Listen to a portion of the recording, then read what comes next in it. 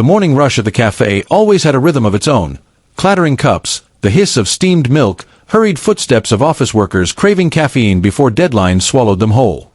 Clara knew this rhythm well. She had worked here for nearly 3 years, and every morning felt the same, until the day she first saw him. He wasn't like the other people who came near the cafe. He didn't step in for a coffee, didn't even loiter to rest his feet. Instead, he crouched by the dumpster across the street, his hands digging through black plastic bags. His clothes hung loose, patched and stained. A wool cap covered most of his head, but his beard was thick, unkempt. Clara should have looked away. Most people did. Some even sneered. But something about the way he moved, slow, deliberate, as though he weren't scavenging but searching, made her pause. And then he looked up. Their eyes met through the glass window.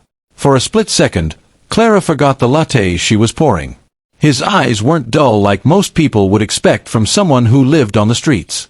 They were sharp, intense, the kind that spoke of storms weathered and secrets buried deep. A customer's voice snapped her back. "Miss, my order." Clara blinked, muttered an apology, and handed over the cup. But her gaze drifted back.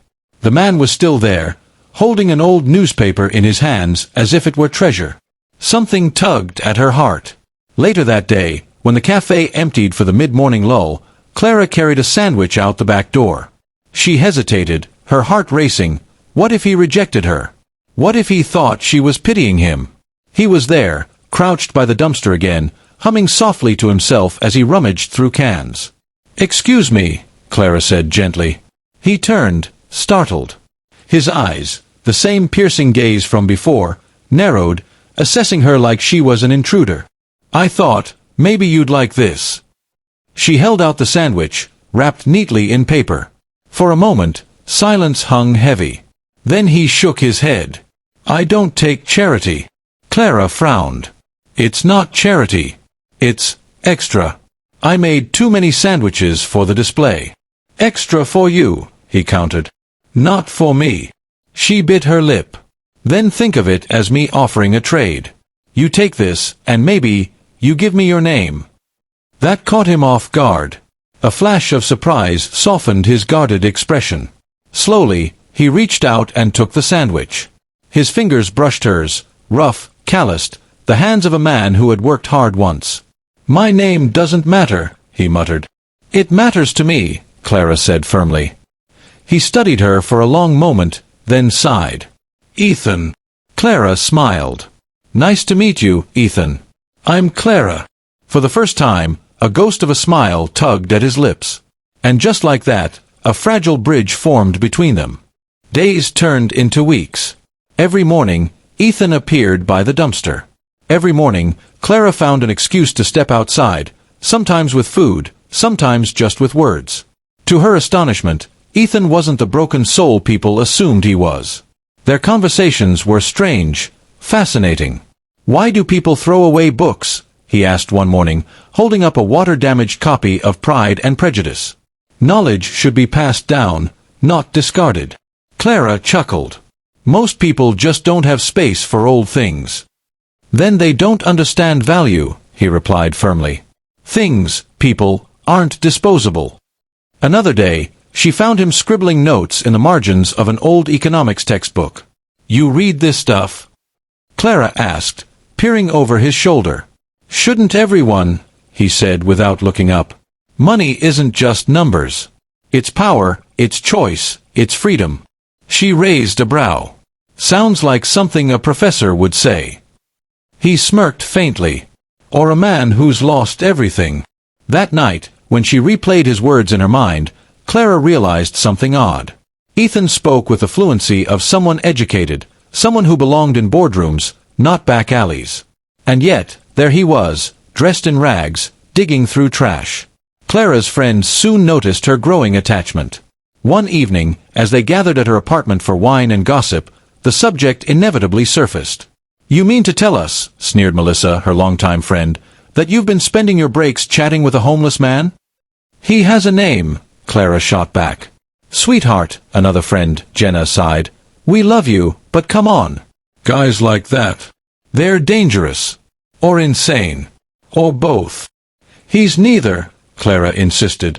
He's different. He's smart. Smarter than anyone I know. Melissa rolled her eyes. Smart? Please. If he's so brilliant, why is he digging in dumpsters? You're falling for a beggar. Do you even hear yourself? The word stung, but Clara held her ground. Maybe he's had bad luck. Maybe life crushed him. Doesn't mean he's worthless. Jenna softened. We just don't want you to get hurt. You've always had a soft heart, Clara. Just be careful. Clara nodded, but inside, her resolve only deepened. The world might see Ethan as trash, but she saw something rare, something unbroken beneath the dirt. It happened on a crisp Saturday morning. Clara was walking to work when she spotted Ethan kneeling by a trash bin, his hands sifting through discarded wrappers. Suddenly, something clinked to the ground. A watch. Clara bent down and picked it up. The strap was worn, but the face gleamed with a precision that made her blink. She had seen enough luxury brands in glossy magazines to recognize one. Ethan, her voice trembled. This watch, it's real, isn't it? His eyes widened. For a moment, panic flickered across his face. Then he snatched it from her hand. It's nothing, he muttered. Nothing. Ethan, this is worth more than my rent for a year. He turned away, jaw tight. I told you, I don't take charity. And I don't explain myself. Clara stepped closer, lowering her voice. You don't have to explain everything. But you can't pretend this means nothing. Who are you, really? He froze, his back to her, shoulders rigid. For a long moment, the only sound was the rustle of leaves in the wind. Finally, he whispered, I'm no one you should care about. But Clara knew, deep down, that wasn't true. And the mystery of Ethan only grew stronger. The cafe had just closed when Clara noticed it. A sleek black car, polished, elegant, utterly out of place in their worn-down neighborhood, parked across the street. The tinted windows revealed nothing, but she could feel eyes watching. Her gaze drifted to Ethan. He was seated on the curb, pretending to rummage through a bag of old magazines. But his body was stiff, his hands moving too deliberately. He had noticed the car too. She crossed the street, lowering her voice. Do you know them? Ethan didn't look at her. Go back inside, Clara. I'm not leaving you like this. His jaw tightened. It's not safe. The car's engine purred to life. Slowly, it rolled down the block before vanishing into the night. Only then did Ethan exhale, shoulders dropping. Clara touched his arm gently. Ethan, who was that? He shook his head, eyes clouded. No one. Just people who think they own the world. Do they own you? She pressed. For a split second, his eyes blazed, pride, defiance, and something darker. No one owns me. And yet, Clara could tell, whoever sat in that car knew him. And Ethan was afraid. The storm came suddenly, sheets of rain pounding the streets, turning sidewalks into rivers. Clara was closing the cafe when she spotted Ethan, soaked through, huddling beneath the awning of a closed shop. Her heart clenched. Without thinking, she grabbed an umbrella, dashed across, and tugged his arm. Come with me. He resisted. I'll be fine. I've been through worse. You'll get sick out here, Clara insisted. Please. Just this once. Trust me.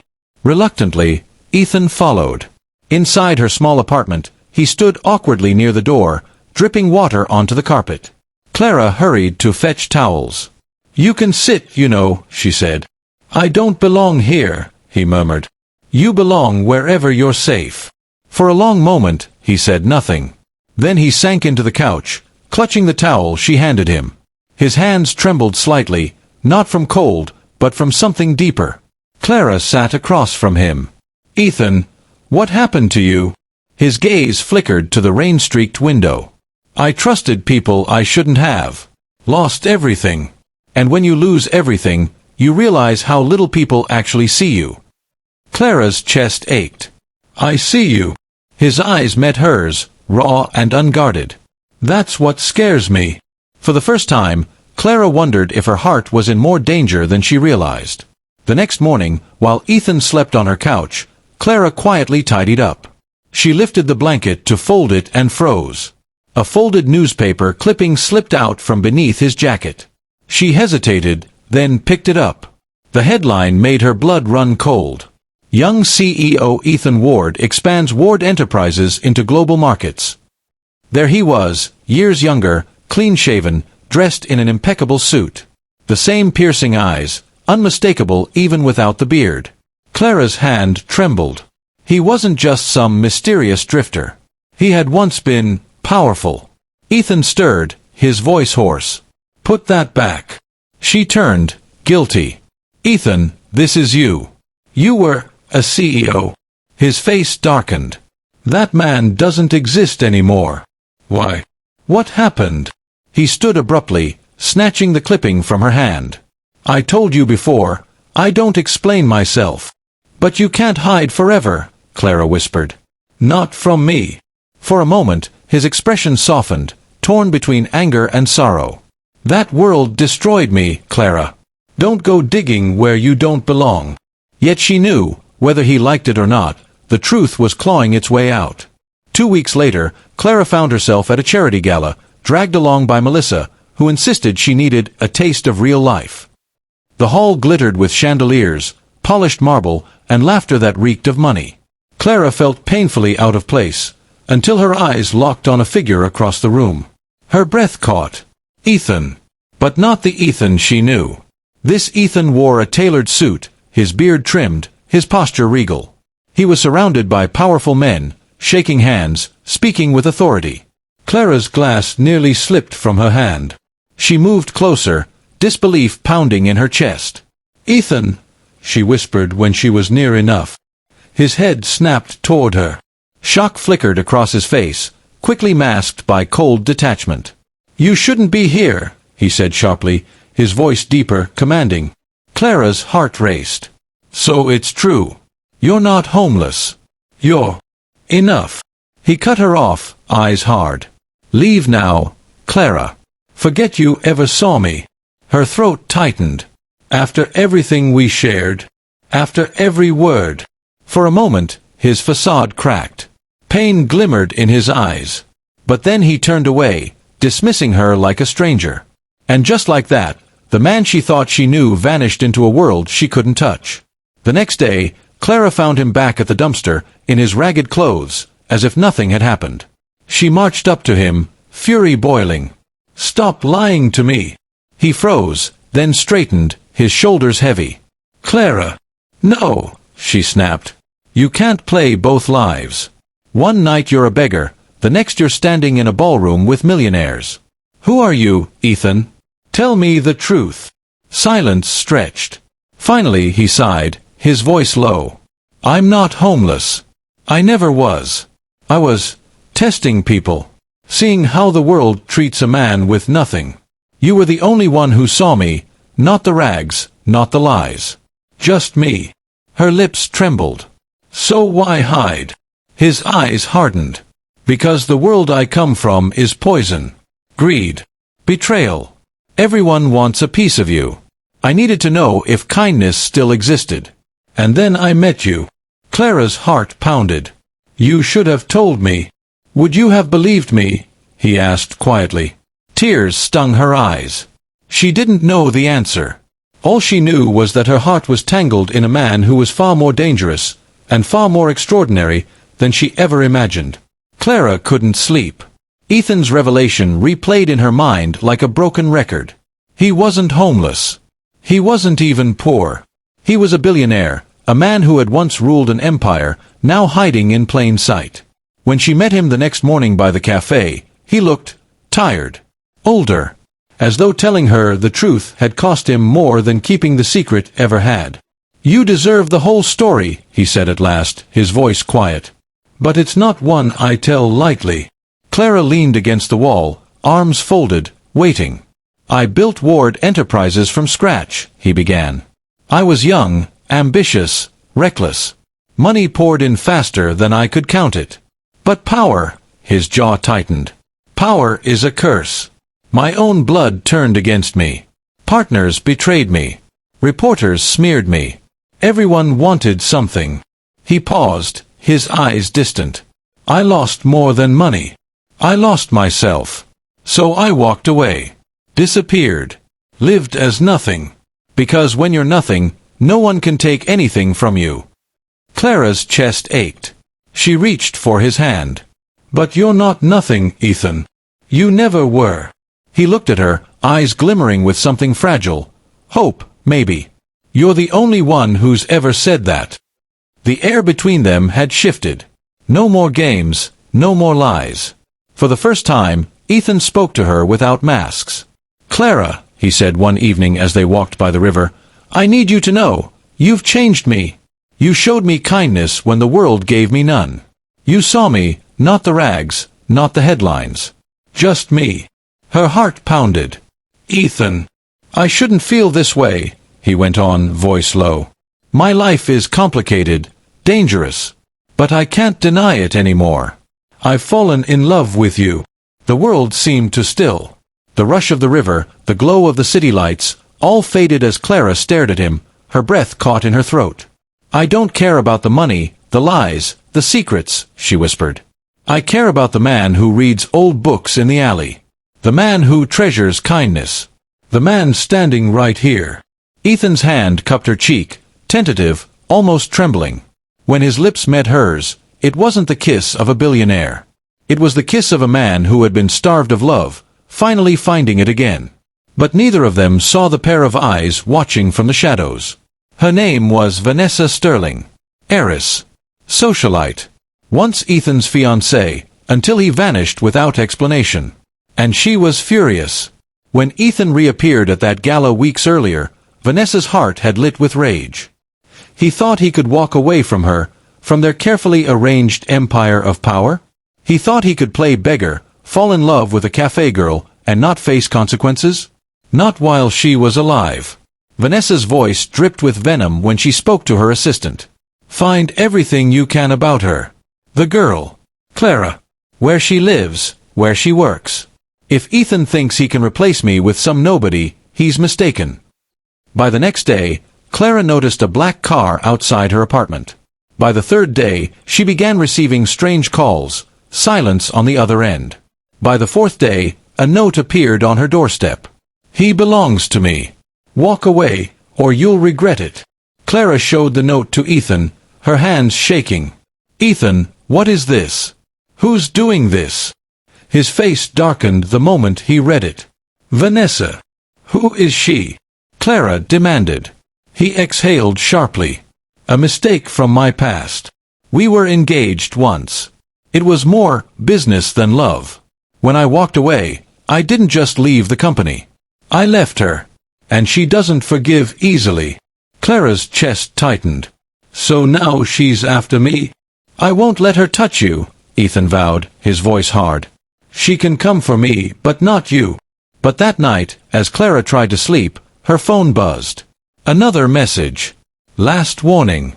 Leave him, or we'll make you leave. Her stomach twisted.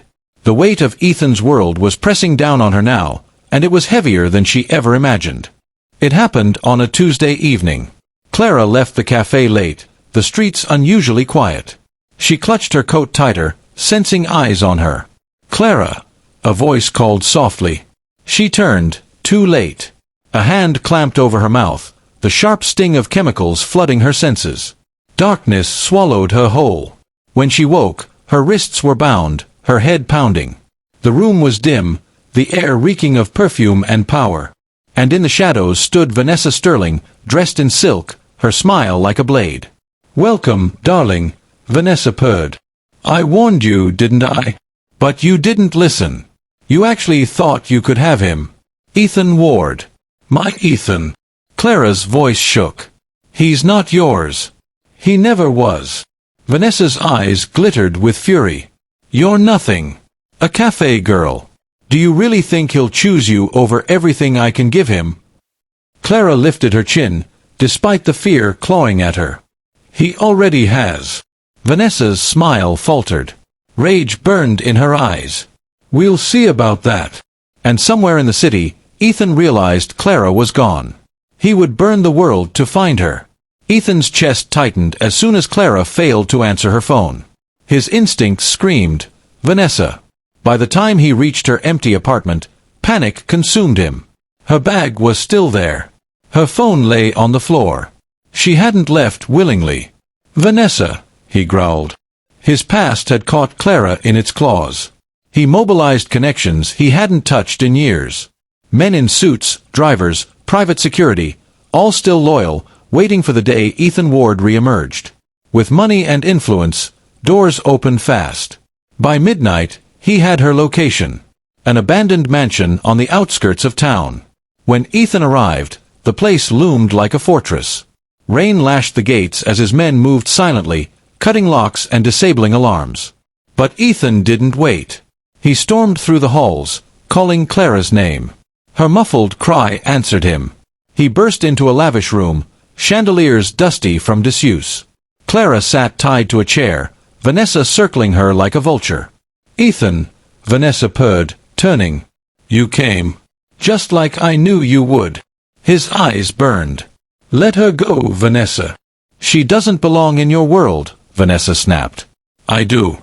I always did." Ethan stepped forward, voice steel. "This isn't love. It's possession. And I'm done being owned."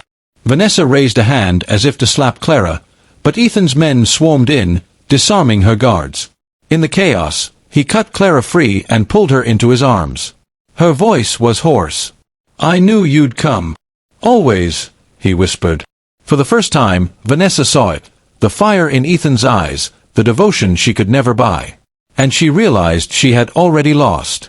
The story broke the next morning. Headlines blared across newspapers and screens. Homeless billionaire revealed, Ethan Ward found living on the streets. From CEO to beggar to hero, the untold story of Ethan Ward. Photos leaked, Ethan in rags by the dumpster, Ethan storming Vanessa's mansion, Ethan holding Clara close. The city buzzed with disbelief. At the café, reporters swarmed. Customers whispered. Clara became the girl who had saved the billionaire. Melissa shoved a newspaper in her face. "Clara, do you realize who you've been kissing?" Clara sighed, exhausted. "Yes, Melissa. And he's still the same man." But not everyone was celebrating. Ethan's reappearance rattled the board of Ward Enterprises. In a glass tower downtown, powerful men sat around a table, scowling at his face on every channel. "He's back," one muttered. "And the public loves him now," another said bitterly. "If he walks through those doors, the world will demand we reinstate him." For the first time in years, Ethan Ward wasn't just a ghost. He was a legend reborn. Ethan knew it wouldn't be that easy. Within days, legal summons piled up. Old partners claimed debts. Relatives he hadn't spoken to in years crawled out of the shadows, each demanding a share of his fortune. At one board meeting, his cousin Gregory sneered across the table. "You disappeared, Ethan. You abandoned the company. Now you think you can walk back in and take everything." Ethan leaned forward, eyes sharp. "I never wanted everything. But I won't let parasites destroy what I built." Gregory smirked. "The company belongs to us now. Unless you're willing to prove otherwise." Whispers rippled through the room. The challenge was clear. Outside, Clara squeezed his hand. "They're scared of you. That means you still matter." He looked at her, torn between rage and weariness. "I don't care about their money, Clara. I care about you. But if I don't fight, they'll keep coming after us." Clara touched his cheek. "Then fight. Not for them, for us." And with that, Ethan knew. He wasn't running anymore. The board called for a vote, Ethan's return or permanent removal. Before the meeting, Ethan made a choice. He called a press conference, the world's cameras trained on him. "Years ago, I built Ward Enterprises to prove myself. And I succeeded. But in that success, I lost sight of what mattered. I lost people. I lost love. I lost myself.